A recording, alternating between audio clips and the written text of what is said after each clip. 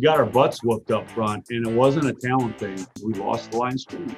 Big impetus for moving it from Thursday to Saturday was the total picture. Key players missing from the field, and it certainly showed. Coming up, see how the Owls can pick up from an ugly loss and get back on track. Plus, we'll hit the hardwood and take a look at some early season announcements for both men's and women's basketball. Don't touch that remote. OwlSports Update starts right now.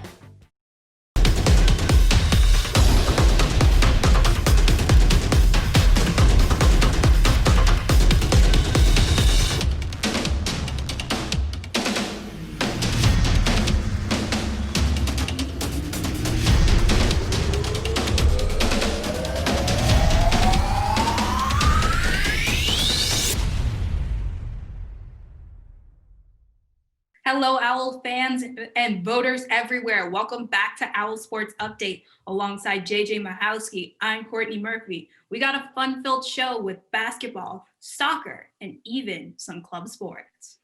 But let's kick things off on the gridiron, where the Owls have been struggling in the win column.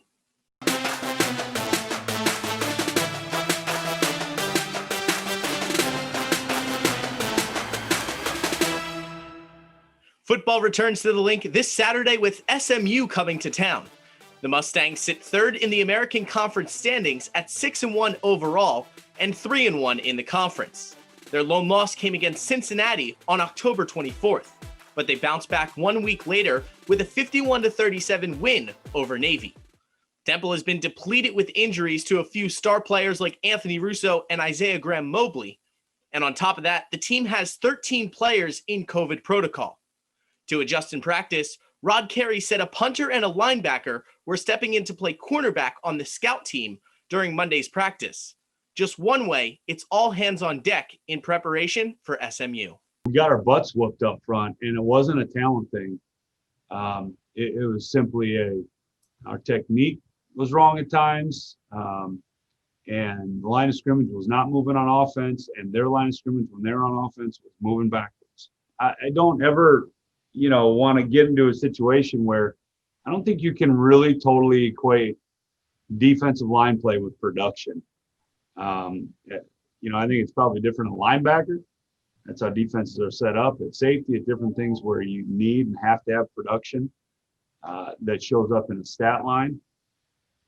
Certainly think EFINE did some nice things out there, but as a unit on both sides of the line of scrimmage, we lost the line of scrimmage. Big impetus for moving it from Thursday to Saturday was the total picture of everything.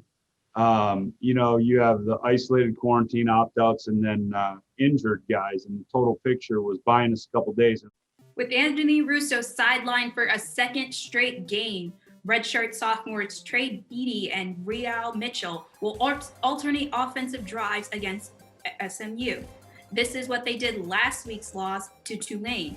Beatty completed 11 of his 18 passes for 123 yards, and Mitchell completed 5 of 8 passes for 23 yards. Together, they had 145 yards and an interception. Another key offensive player that will not be playing against SMU is running back Raymond Davis. He announced on Twitter Wednesday morning that he will opt out of the season and enter the transfer portal. The sophomore was the leading player for rushing yards with 318 this season. He finished his Temple career with almost 1,300 yards. Davis in his post thanked all the coaches and gave running back coach Gabe Afonte a special thanks for being another father figure. This game will be held at Lincoln Financial Field Saturday at noon. Fans are allowed to attend, but everyone needs an ESPN Plus subscription to watch the game. However, fans can tune in to Hoots from Home for commentary from the Fanatic and live performances. SMU will be the first ranked opponent for Temple this season. That's a tough one for Temple, as the Owls got blitzed last weekend by a Tulane team that hadn't won a conference game until Temple landed in the Bayou. As we touched on earlier, Temple was very short-handed in this game versus the Green Wave. Aside from starters like quarterback Anthony Russo and linebacker Isaiah Graham-Mobley, who were sidelined with injuries, 13 players were in COVID protocol. 4 of those players included wide receiver Jose Barbone, cornerback Elijah Clark, tight end David Martin Robinson, and offensive lineman Wisdom Quarshie. The Owls expected to have success against a 2-4 Tulane squad, but the result for Temple was quite the opposite. Things started off positive for Temple as redshirt sophomore Trad Beatty connects with Brandon Mack and moves the ball inside the 5-yard line. The offense can't score, so in comes walk-on freshman Rory Bell to make the first field goal of his young career. Temple on defense now, first possession for Tulane. It's Stephon Hutterson up the middle for the Green Wave, and he coughs the ball up. Fumble recovered by Temple. Tulane eventually ties it at 3. We move into the second quarter, Green Wave threatening again. Cam Carroll is barreling through the Temple defense, and he is into the end zone for the score. Look at him push through everyone else there on the Temple defense. Not many positives for the Owls that produced only 242 total yards of offense. Here's Beatty down the sideline connecting with Jaden Blue for the 35-yard completion. Now in the second half, Tulane with a 17-3 lead, and it's a slant to the corner, toe tapping is Deuce Watts for the touchdown. The suffering doesn't end for Temple in this one until late. Nail in the coffin as the Green Wave score with under 4 minutes left. The Owls fall to Tulane, final score 38-3. Temple is now 8th in the American Conference with a 1-3 record. Many players agreed that communication was a key issue in this loss. OwlSports Updates' Andrew Peligi explains what went wrong. Hey, Andrew. Thanks, Courtney. Saturday got pretty ugly for Temple. First, COVID and injuries derailed their week of preparation, and then the Owls surrendered a historically bad loss to Tulane. This was the first time since 2017 that Temple has been held to under 10 points. Their one field goal against Tulane marks their lowest point total since 2010. Either way, it was a mess. And it came against a team that hasn't won a conference game this year. Of course, until Saturday. Communication, a lot of people start holding their heads down a little bit. Chances are, Temple knew this was going to be a tough one. 13 players didn't make the trip thanks to COVID protocol. Not to mention, Anthony Russo and Isaiah Graham Mobley were among some of the significant Owls sidelined with injury. And the freshman is in. Because the Owls were so short-handed, Rod Carey gave redshirt sophomore quarterbacks Trad Beatty and Real Mitchell opportunities to play. Together, the two combined for just 145 passing yards and 1 interception. And the result is Temple's first loss against Tulane since 1935. Got hot and then stick with them. Nobody got hot.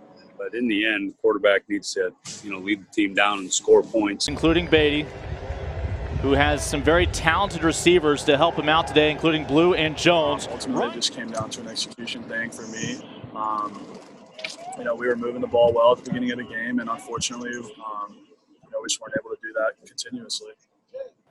And now it doesn't get any easier. 2 of the Owls' 4 remaining games come against nationally ranked opponents, including Saturday's visit by the 6-1 SMU Mustangs. Reporting for OwlSports Update, I'm Andrew Peligi. Holding Tulane scoreless on that first effort. The Owls hope to put this tough loss behind them. There isn't much of a season left, but Temple has 4 more games to redeem themselves. Back to you guys.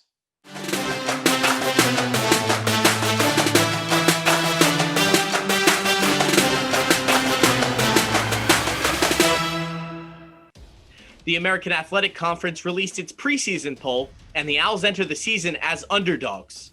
Temple is projected to finish 10th in the 11-team conference, with Tulane in the basement. Houston opens up the 2021 season as the favorites to win the AAC. Men's basketball will get the season started with the 2020 Air Force Reserve Basketball Hall of Fame tip-off tournament on November 28th and 29th. The Naismith bracket will be hosted at Mohegan Sun in Connecticut. Temple will travel to Villanova on December 3rd to take on the Wildcats. And for now, that is the only game dates that have been announced. The university has revealed that a full schedule is expected within the next 2 weeks. COVID-19, Black Lives Matter, and systematic racism are many of the reasons that sparked student athletes to use their resources and get educated on voting. Recently, Temple Athletics launched Owls for Justice, a student athlete-run initiative to get their fellow teammates to the polls.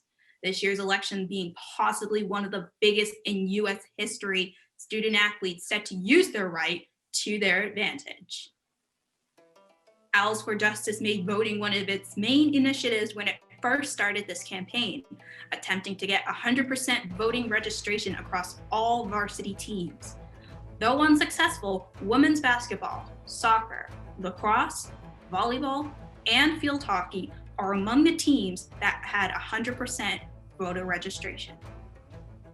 I would like to see a change in social equality. The actions we could take in order to provide that support, to provide that help, to provide that education, it kept coming back to voting. We wanted to do something that would really kind of help educate our fellow student athletes and kind of inspire people. We want to motivate people to take that action and know why it's important. I vote because it's important to represent myself. Here on campus is extremely useful for every Temple student who wants to vote, or everyone around our community who wants to vote. On election day, we do have student athletes that are interested in going to work the polls so that way they can remain open. I'm voting because it's my civic responsibility. Voting for a high-profile presidential election like we have this year, but for congressional races, for state congressional races, for city councilmen. I vote because democracy only works if we participate in it.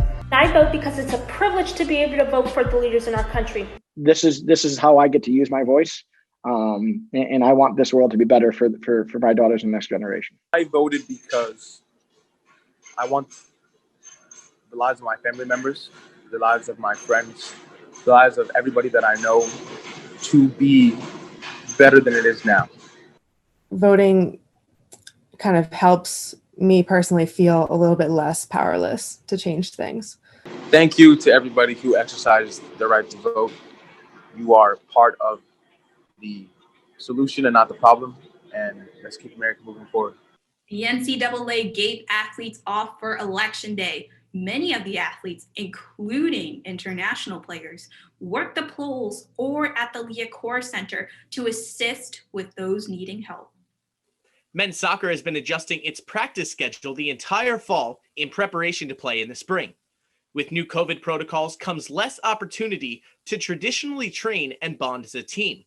We welcome in OwlSports Update's Melanie Smith, who has more on the men's soccer experience in 2020. Thanks, JJ. This has been the longest off-season Temple men's soccer has seen, and it has been a challenge for the boys to keep training on the field throughout the pandemic. Temple men's soccer season looks a little different this year due to the coronavirus. The locker room isn't quite what it used to be. What used to be a place to hang out and connect is now just a place to store their gear. But the changes don't stop there. You know, obviously we're being tested weekly. We make sure the guys are wearing masks when we're not practicing and playing. Once we got through the initial few weeks, we've been pretty much a normal in terms of practice. And then obviously the student athlete life day to day has changed quite a bit. So it's a little different. But from my perspective, it's pretty much business as usual right now. That means that they're getting used to this new normal. The team is still following city and state protocols, but also have their own protocols to follow before going on the field. The night before we come in for training, we're supposed to log in our symptoms. They send us a link. We have to log in, ask us how we're feeling, our temperature, and if we show any symptoms, then they come back and say, well, look, you can't come in, and we have to go through this process of testing again or checking our symptoms. But other than that, yeah, we just check our temperature when we walk in the building, wear your mask, and get out as quick as possible. The Owls will continue to practice in what's turned into the longest off-season of their careers. Coach Rowland and the players plan to keep working on the field and staying safe with the hopes they will play a meaningful game sometime in February. For OwlSports Update, I'm Melanie Smith. Naomi Ross has been designated elite by the U.S. Olympic and Paralympic Committee, a recognition that identifies her as a prospective U.S. Olympian for the 2021 Summer Olympics in Tokyo. She could potentially represent the United States as a pentathlete, competing in fencing, freestyle swimming, equestrian show jumping, pistol shooting, and cross country. Last week's Twitter poll, we asked, will Temple's men's basketball finish above 10th place this season? It was very clear that many of you did not agree with the AAC's present polls, with 80% saying yes. This week we asked, which backup quarterback would you like to see more of in this upcoming game against SMU?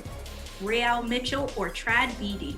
You can see this poll if you follow us on Twitter at OwlSports Update. Vote in our poll this week and we will give you the results next Friday in our show.